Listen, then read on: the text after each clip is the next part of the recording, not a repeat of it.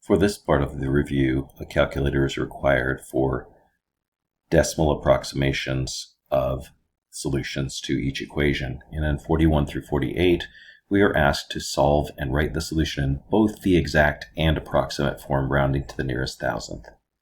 So in number 41, 3 raised to the x power is equal to 20. And if we want to solve for the exponent is equal to a logarithm. The logarithm has the same base as the exponential, so it's log base 3 of 20 is equal to the exponent x.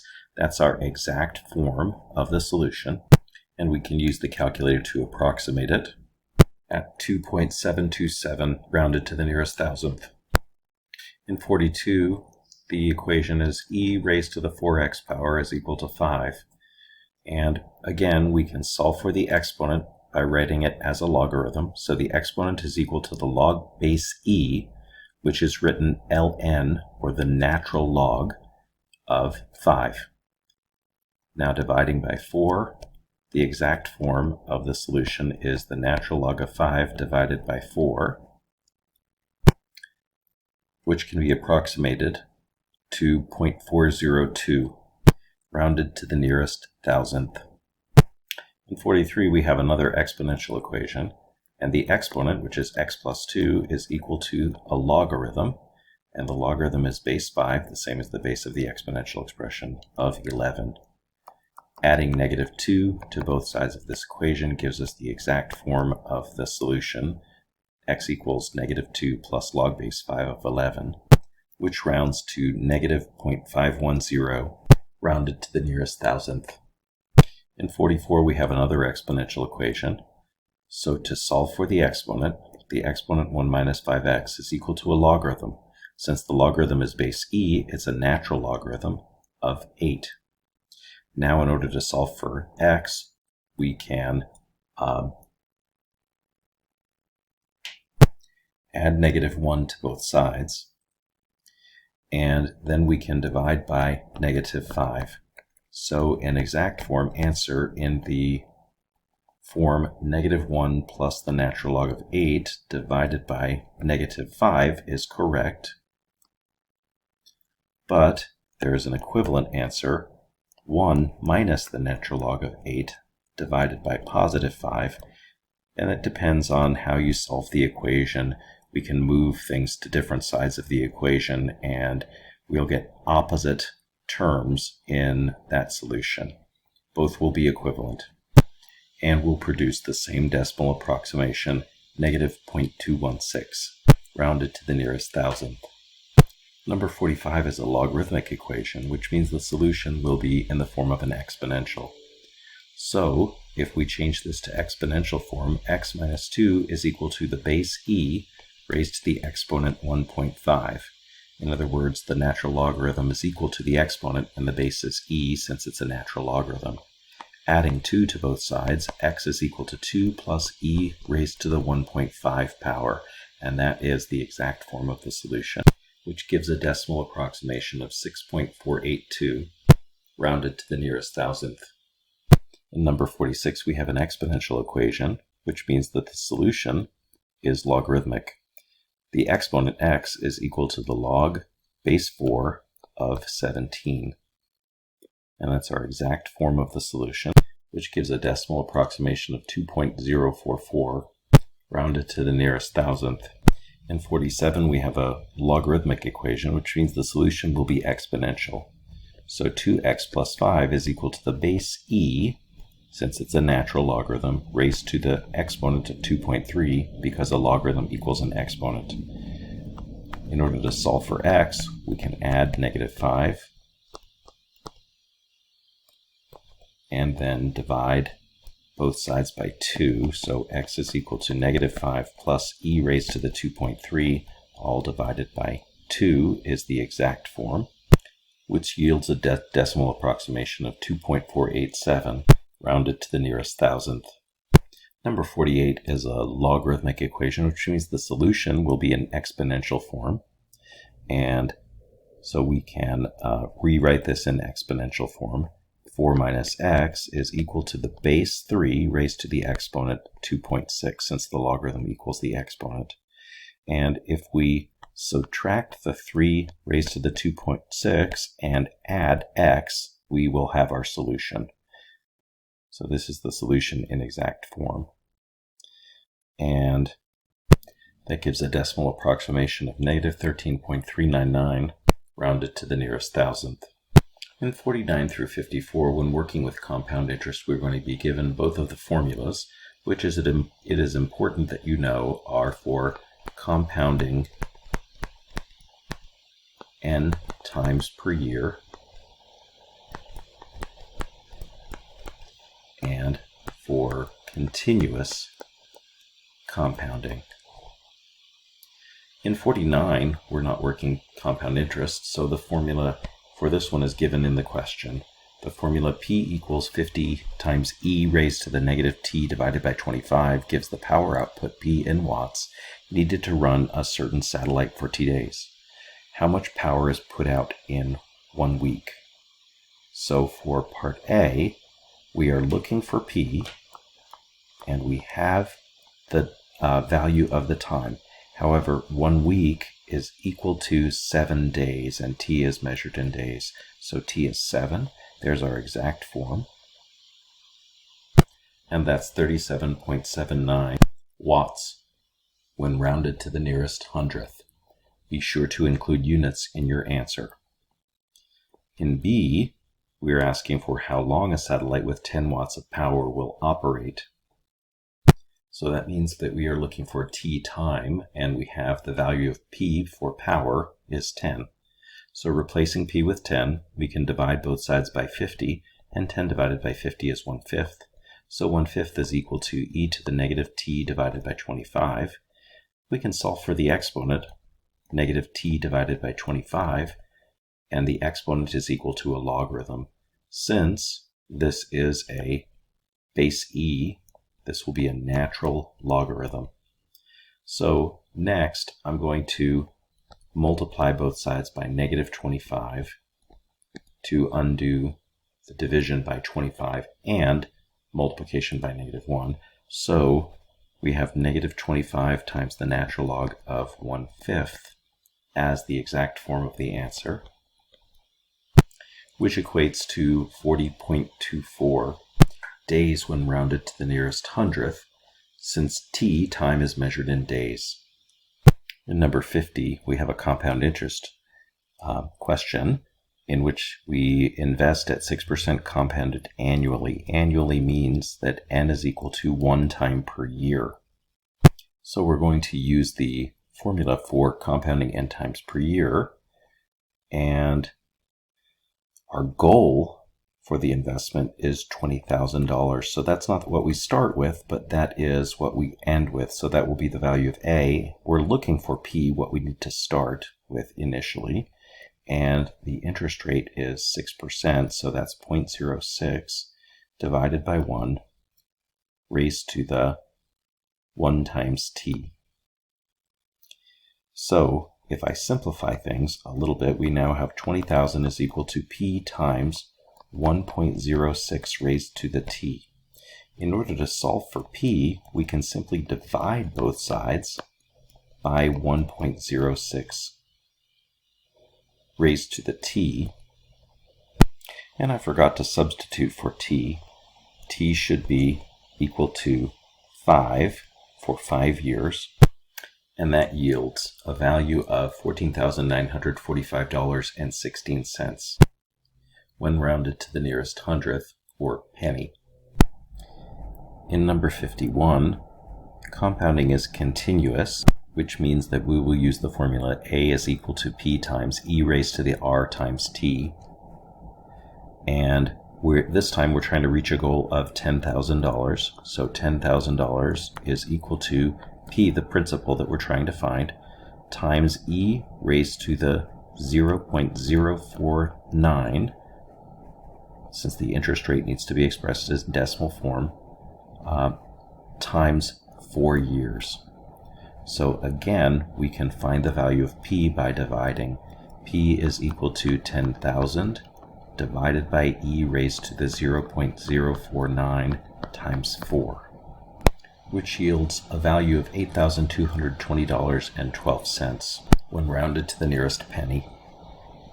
In 52, compounding is monthly, which means we'll use the formula for compounding n times per year, where n is equal to 12. $3,000 is the amount of money invested, so that is equal to P, the principal or the initial amount, and it yielded $7,700. So $7,700 is the value of A. We're looking for how long the money was invested, so we're looking for the value of T, and the interest rate is 0.08, and since we're compounding monthly, N is 12. If we simplify the insides of the parentheses, we get 1 plus 0.08 divided by 12, which gives a repeating decimal. If we divide both sides by 3,000, the left side of the equation will simplify to 77/30ths, and the right side will be 1.006 repeating raised to the 12t power. If we want to solve for the exponent 12t, that will be equal to a logarithm.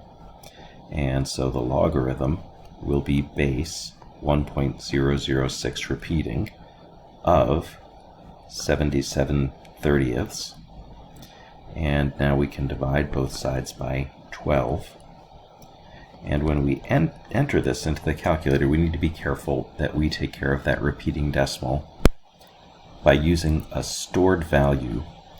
So I'm going to enter my logarithm, and the base of the logarithm is the previous answer yielded in the calculator. So I'm going to use control and the negative sign to use all of the decimal places stored in the calculator for that particular value, giving a result of 11.82 years when rounded to the nearest hundredth. In 53, an investment of $2,000 doubles in 7 years, and the investment was compounded continuously, and this time we're looking for the interest rate. We're going to use the formula A equals P times E raised to the RT power for continuous compounding, and the investment or initial amount was $2,000, and it's expected to double, so that means that the amount yielded will be double 2,000 or 4,000. And the interest rate is what we are looking for, and the time is 7, so the exponent here is 7 times R. And we can start by dividing both sides by 2,000. 4,000 divided by 2,000 is 2, so 2 is equal to E raised to the 7 times R. And we can solve for the exponent 7 times R by re-expressing in logarithmic form. So 7R, the exponent, is equal to the log base E, which is a natural log of 2. That gives an exact form answer of natural log of 2 divided by 7, which gives us 0.09902, etc. It's important to realize, though, that we need to round the interest rate to the nearest hundredth, and so that is 9.90%. In number 54, we have a population growth model. In the year 2007, 1,730 million people were citizens of India, and we're going to find how long it will take India's population to reach 2 billion or 2,000 million if the population is growing at a rate of 1.6% each year. And we're going to use the formula y equals y0 e raised to the 0.016 times t, with y0 as the initial population. I'm going to enter both populations, but rather than entering so many zeros, we're going to enter the first one in as the initial population as 1,730. So it'll be measured in the number of millions of people, and then 2 billion entered as 2,000 million people. Just will make our computations a little bit easier. And then we're going to divide both sides by 1,730. So that will give us 200 divided by 173 if we just divide both of the numerator and denominator by 10. And then that's equal to e to the 0.016 times t. If we want to solve for the exponent 0.016 times t is equal to a logarithm. The logarithm is base e, so it's a natural logarithm of 200 divided by 173. We can divide both sides by 0.016 for the exact form of the answer here, which will give us 9.06 years when rounded to the nearest hundredth. In 55 through 61, we're going to refer to the functions f of x being 2x squared, and g of x being equal to x minus 4, and h of x being equal to the square root of x. And in 55, we're finding the value of g of f of -5. So we need to start with that inside function first. So I'm going to find f of -5 first. And f of -5 is equal to 2 times -5 squared. -5 squared is 25. So f of -5 is 2 times 25, or 50. So if f of -5 is 50, then we're finding g of 50. G of 50 is, using g of x, 50 minus 4, so that equals 46. In 56, we're starting with the inside function g of 2. G of 2 is equal to 2 minus 4, which is -2. So now that we know the value of g of 2, that's equal to -2, then we're finding f of -2. F of -2 is 2 times -2 squared, or 2 times 4, which is equal to 8. In 57, we're finding f of g of x, and g of x is x minus 4. F of g of x is 2 times x minus 4 squared. Since f of x is 2x squared, replace x with x minus 4, and that gives us f of g of x. And x minus 4 squared is x squared minus 8x plus 16 when we FOIL. And distributing, that gives us 2x squared minus 16x plus 32. In 58, we have the other composition, g of f of x. So starting with the inside function, that's g of 2x squared. And g of x is x minus 4. So g of 2x squared is 2x squared minus 4. There are no terms to be combined or multiplications to do, so that's the final answer. In 59, we're asked for the composition h of g of x, and g of x is x minus 4. So h of x minus 4, since h of x is equal to the square root of x, then h of x minus 4 is equal to the square root of x minus 4. In 60, we have two inside functions, so we're going to start with the innermost function, h of 9. H of x is the square root of x, so h of 9 is equal to the square root of 9, which is 3. So now we have g of f of 3. Now we need to start with the other inside function, which is f. F of x is 2 times x squared, so f of 3 is 2 times 3 squared, which is 2 times 9, or 18. So now we have g of 18, and g of x is x minus 4, so g of 18 is 18 minus 4, which equals 14. In 61, we have g of f of 2a. F of x is 2 times x squared, so f of 2a is 2 times 2a squared. 2a squared means 2a times 2a, so that is 4a squared, and 2 times 4a squared is 8a squared. So now we have g of 8a squared, and g of x is x minus 4, so g of 8a squared is 8a squared minus 4. In 62 through 65, we're finding the inverse of each one-to-one function. In 62, we have f of x is equal to 3x plus 8. F of x is the y variable, so when we find our inverse, we're going to replace that y variable with x, and the x variable with y. Now solving for y, x minus 8 is equal to 3y, and dividing by 3, we have y is equal to x minus 8 divided by 3. We can put this in inverse function form, which is what is requested, so that's the last step. Rename the function. If the original function's name is f, then the function we just found should be called f inverse of x. In 63, we'll start by replacing g of x with a y variable with x, and x with y. Since the outermost operation here is the cube root, we'll begin by undoing the cube root or cubing both sides, so x cubed is equal to 2y plus 1, and then subtract 1, and then divide both sides by 2, and so y, which should be renamed as g inverse of x, is equal to x cubed minus 1 divided by 2.